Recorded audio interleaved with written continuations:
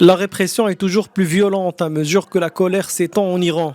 Près de 82 personnes ont été tuées depuis vendredi dans les manifestations qui ont éclaté dans tout l'Iran suite à la mort d'une jeune femme, Mahsa Amini, après son arrestation par la police des mœurs pour le port de vêtements jugés inappropriés.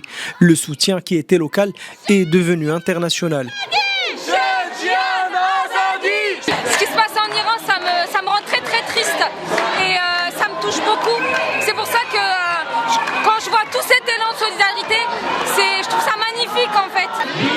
On a l'espoir, mais en même temps on sait que c'est très difficile, c'est dur et ça prend du temps.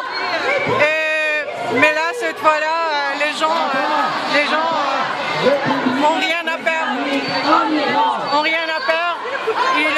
Ils ont mis leur vie en danger. En soutien aux femmes iraniennes, des figures influentes du monde entier ont coupé des mèches de leurs cheveux. Il s'agit par exemple de la députée européenne d'origine irakienne, Abir Sahlani, ou encore Daria Safai, députée de la Chambre des représentants de Belgique.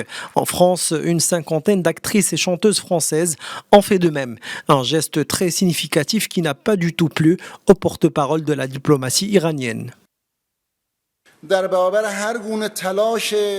Nos affaires internes ne concernent que le gouvernement et le peuple iranien.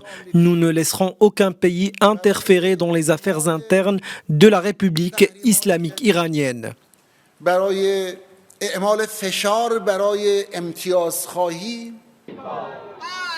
La révolte iranienne semble être passée à un autre niveau selon les observateurs. Les femmes, pour la première fois, sont au-devant de la scène de la contestation. Les manifestantes sont même soutenues non seulement par des Iraniennes en tchador qui prônent la liberté de choix de leurs consoeurs, mais aussi par des lycéennes et, plus inédit encore, par des lycéens et des hommes de l'armée iranienne.